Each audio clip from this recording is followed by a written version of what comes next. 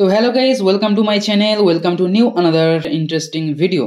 তো গাইস, আজকের এই ভিডিওতে বলবো যে কিভাবে আমরা সারাদিনে 6-7টা নয় বা স্ক্যাল্পিং করে নয়, যে কিভাবে একটা কি দুটো ট্রেড নিয়েই, ঠিক আছে, আমরা ভালোভাবে প্রফিট করে সারাদিনের মতো মার্কেটটাকে ক্লোজ করতে পারবো। ঠিক আছে, মার্কেটে আমাদের চেষ্টা করতে হবে সবসময়ের জন্য যে একটা কি দুটো হায়েস্ট 3টে ট্রেড নেব, এর বেশি ট্রেড নেব না, কারণ over trading is very much কি লস মেকার। তোমাকে লস করিয়ে দিতে পারে ওভার ট্রেডিং, কারণ আমাদের তো ব্রোকারেজ চার্জও দিতে হয়, ট্রানজ্যাকশন চার্জও দিতে হয়। তো সেই কারণে আমাদের সবসময়ের জন্য প্রয়াস থাকবে এটাই যে আমরা অল্প ট্রেড নেব এবং সেখান থেকে প্রফিট করে বার হয়ে আসবো। তো আজকের কিভাবে মার্কেটের সাইকোলজি আমি কাজ করে মার্কেট থেকে একটা ভালো প্রফিট করতে পেরেছি সেই ডিসকাসটাই আমি করব, বা তোমরা সেই জিনিসটা কীভাবে করতে পারবে যে মার্কেটে যখন কোনো একটা ট্রেড নেবে সেই ট্রেড নেওয়ার পিছনে অনেক কারণ থাকতে হবে। ঠিক আছে, এমনটাই না যে মার্কেট এই প্রাইজেকশন শো করছে বলে আমি এইদিকে নিয়ে নিলাম, এটা বিগিনার লেভেলে ছিল, কিন্তু এখন তুমি ধীরে ধীরে অ্যাডভান্স হচ্ছ, ধীরে ধীরে নিজেকে আপডেট করতে হবে। ঠিক আছে, তো সেই কারণে আমি এখানে আজকে বলবো যে কিভাবে তুমি একটা ট্রেডকে প্ল্যান মাফিক, তোমার প্ল্যান মাফিক নিজেকে সেই ট্রেডটা নেবে। ঠিক আছে, নিজে প্ল্যান মাফিক নেবে। এখানে দেখো গাইস, যদি খেয়াল করো যে মার্কেট 27শে জুন 9:15 এত বড় যে রেড ক্যান্ডেলটা বানিয়েছিল। এখন আমি অলরেডি বলেছি 5 মিনিটের স্ট্র্যাটেজিতে ভিডিওতে বলেছি যে যখন মার্কেট একটা বড় ক্যান্ডেল ফর্ম করবে, হতে পারে 1 মিনিটের, হতে পারে 5 মিনিটের, হতে পারে 15 মিনিটের। ঠিক আছে, সেই ক্যান্ডেলটাকে আমাদের মার্ক করে রাখতে হবে। এখানে দেখতেই পাচ্ছি আমরা ফার্স্ট 1 মিনিটের ক্যান্ডেলটা এত বড় করে মানে ফর্ম হয়েছিল, সুতরাং আমরা এখানটায় কিন্তু কি করব, এরকমভাবে হাই আর লো মার্ক করে রাখবো। এখানটায় হাই, এখানটায় লো মার্ক করে রাখলাম। ঠিক আছে, এখানে আমরা ট্রেন লাইন টেনে রাখলাম। এখন আমাদের দেখতে হবে যে এই যে এত বড় রেড ক্যান্ডেলটা, ভারী রেড ক্যান্ডেলটা, যেটাকে বলা হচ্ছে বিয়ারিশ এঙ্গালপিন প্যাটার্ন। ঠিক আছে, বিয়ারিশ এঙ্গালপিন ক্যান্ডেল যেটাকে বলা হবে, ক্যান্ডেল বলা হবে এটাকে। তো এই ক্যান্ডেলটার যে হাইটা কি মার্কেট ক্রস করে উপরে যেতে পারছে, মার্কেটে কি সেই স্ট্রেংথ রয়েছে, মার্কেট এই এত বড় রেড ক্যান্ডেলটাকে কভার করে উপরে যাবে, বা এই ক্যান্ডেলটাকে ক্রস করে নিচে কি চলে আসছে, সেটা আমাদের লক্ষ্য রাখতে হবে। ঠিক আছে, দুদিকে লক্ষ্য রাখতে হবে।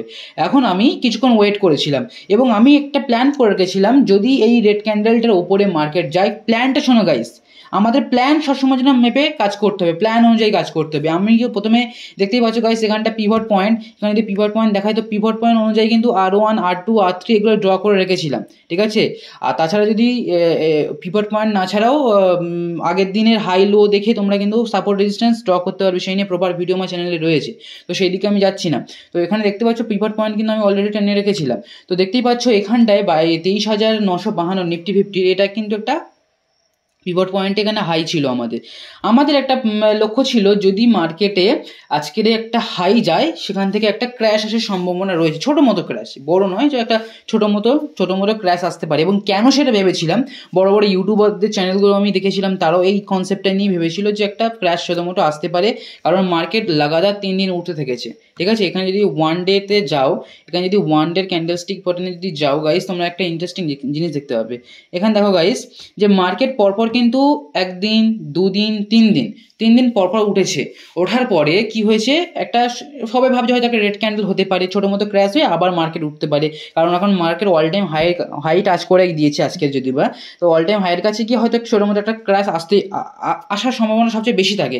সেই কারণে একটা ক্র্যাশের সম্ভাবনা সবাই ভেবেছিল, কিন্তু মার্কেট আজকের আবার সেই ক্র্যাশটা মানে নেগলিজিবল, একদম ছোট্ট মতো এসে তারপর আবার একটা বড় অল টাইম হাই বানিয়েছে 24,170 পর্যন্ত। তো 24,36 পর্যন্ত বানিয়েছে। ঠিক আছে, তো খুব ভালো কথা।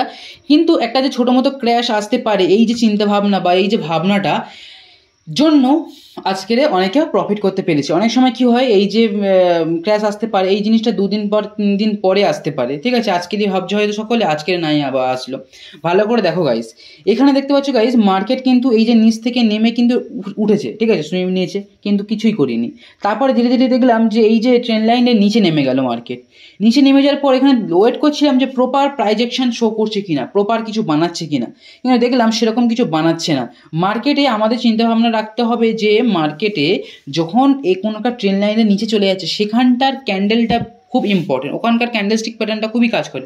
ওখানে এমন কি ক্যান্ডেল বানাচ্ছে যাতে সেই জায়গাটায় ভালো পজিশনে বানাতে পারবো। আমরা এখানে 1 মিনিটের দেখছি বলে সেই সময় আমাদের 5 মিনিটে চলে যেতে হবে ওই মুহূর্তে মার্কেটে। ওই মুহূর্তে তুমি যদি 5 মিনিটে চলে যাও গাইস, কোথায় গেল 27শে জুন মার্কেট শুরু হলো কোথা থেকে? শুরু হলো কোথা থেকে? আচ্ছা আচ্ছা। 27 জুন, 27 জুন, আচ্ছা এই যে এইখানটা দেখো গাইস, মার্কেট এই যে 27 জুন 5 মিনিটের ক্যান্ডেল এটা ফর্ম করেছিল, তারপর তারপরে এই যে গ্রিন ক্যান্ডেল, তারপর রেড ক্যান্ডেল, তারপরে যে ক্যান্ডেলটা ফর্ম করেছে এটা ইন্টারেস্টিং ক্যান্ডেল। এটা প্লাস, দেখো ওটা প্লাসের মতো ডোজি ক্যান্ডেল, ঠিক আছে, মর্নিং স্টার প্যাটার্ন বলা হয়। রেড ক্যান্ডেল, এই ক্যান্ডেল ডোজি ক্যান্ডেল, তারপর গ্রিন ক্যান্ডেল। তো তারপরে যে 5 মিনিটের ক্যান্ডেলটা ওয়েট করছিলাম যে কি হতে পারে, এখানে আমার মনে হচ্ছে একটা মর্নিং স্টার সেটআপ বানাতে পারে, তো সেটাই বানিয়েছে, মর্নিং স্টার সেটআপ বানিয়েছে, কিন্তু এখানে আমি ট্রেড নিইনি। কেন নিইনি? কারণ আমি ভাবছিলাম এখান থেকে হয়তো আবার বাউন্স ব্যাক করবে, নিচে নামতে পারে, কারণ এখানে একটা ছোটো মতো ক্র্যাশের মানে মেন্টালিটি নিয়ে আমি ছিলাম, ঠিক আছে। তো আগে থেকে একটা ভিউ পয়েন্ট রাখাটা আমি বলি যে ভালো নয়, কিন্তু তাও কিছু কিছু ক্ষেত্রে ভিউ পয়েন্ট রাখাটা আবার জরুরি হয়ে যায়, ঠিক আছে।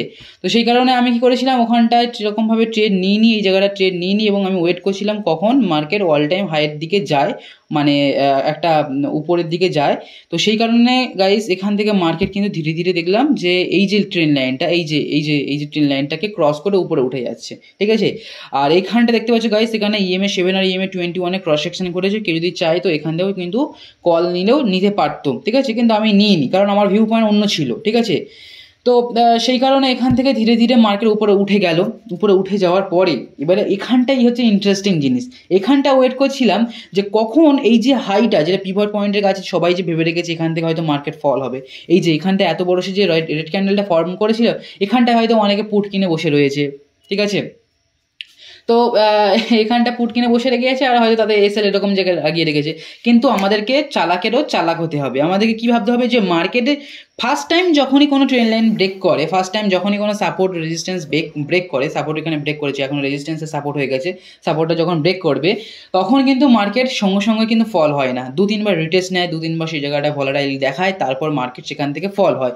তো আমিও সেটার জন্যই ওয়েট করেছিলাম কখন এইটাকে আবার ব্রেক করে উপরে উঠে যাবে, সেখান থেকে ফলটা হবে। তো এক্স্যাক্টলি গাইস এখান থেকে আবার উপরে উঠেছিল, আবার ওঠার পরে এইখানে যে ক্যান্ডেলটা দেখতে পাচ্ছ গাইস, এখানটায় যে হ্যামার ক্যান্ডেল, যেটা শুটিং স্টার বলতে পারো, একটা গ্রিন ক্যান্ডেল বানিয়েছে, আর এই যে পাশাপাশি আর একটা যে গ্রিন ক্যান্ডেল বানিয়েছে, এবং তার উপরের টিকি রয়েছে, বডিটা ছোট রয়েছে। এই ক্যান্ডেলগুলো স্পেশালি কোনো পিডিএফে বলে দেওয়া থাকে না, কিন্তু এক্সপিরিয়েন্স অনুযায়ী তুমি বুঝতে পারবে ধীরে ধীরে যে ক্যান্ডেলগুলো ফর্ম করলে না, ছোটো ছোটো জিনিস ফর্ম করলে না খুবই মানে কাজের জিনিস। তো এখানটা কি মেন্টালিটি নিয়ে ট্রেডটা নিয়েছিলাম, দেখো গাইস অলরেডি মার্কেট একটা হাইতে উঠে গেছে, একটা ট্রেন লাইনের হাইতে উঠে গেছে, এবং আমার প্রিভিয়াস একটা মেন্টালিটি ছিল যে এখান থেকে একটা ফল আসতে পারে, ঠিক আছে, ট্র্যাপ করতে পারে, কারণ লোকে এখানটার লোকে কল কিনবে, ভালো করে বোঝার চেষ্টা করো, এটাই হচ্ছে সাইকোলজি।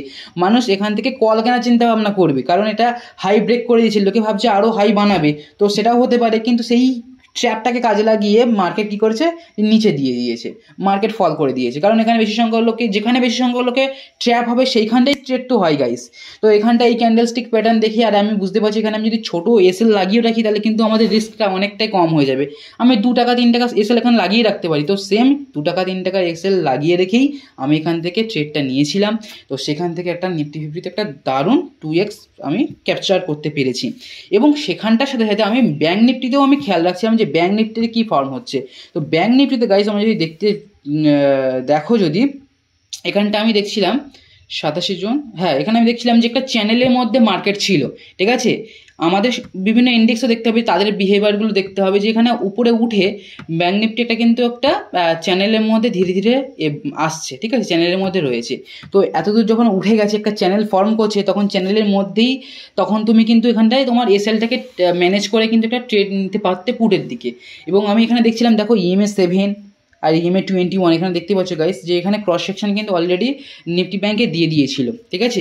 সে কারণে আমি অলরেডি এখান থেকে ট্রেড নিয়েছিলাম, আর এখানে এসএলটা অবশ্যই এরকম উপরেই ছিল আমাদের, যে যদি বলো যে দাদা এসএলটা দেখিয়ে দাও, তো শর্ট পজিশন আমি এরকম জায়গায় ট্রেডটা নিয়েছিলাম, যখন ব্রেক করেছিল তখন আমি এরকম জায়গায় এক্স্যাক্টলি নিয়েছিলাম।